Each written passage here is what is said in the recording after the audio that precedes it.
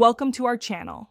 If you need to add or remove an authorized signer from your bank account, follow these step-by-step instructions to complete the process smoothly.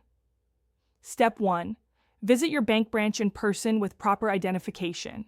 Most banks require physical presence to add or remove authorized signers for security reasons and legal documentation. Step 2.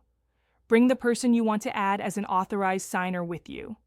They must provide valid government-issued identification, such as a driver's license or passport for verification.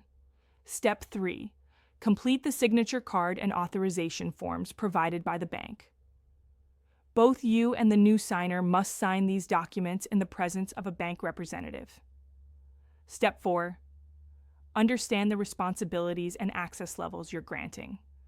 An authorized signer can write checks, make withdrawals, and conduct transactions, but typically doesn't have ownership rights to the account. Step 5. To remove an authorized signer, visit your bank with identification and request a signer removal form.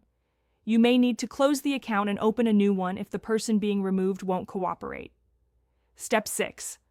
Update all automatic payments and direct deposits if you had to open a new account.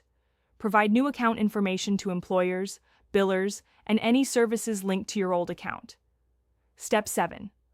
Order new checks and debit cards if account numbers changed. Destroy old checks and cards to prevent unauthorized use by the removed signer. Step 8. Monitor your account activity closely after making changes. Review statements regularly to ensure only authorized transactions are occurring and no unauthorized accesses happen.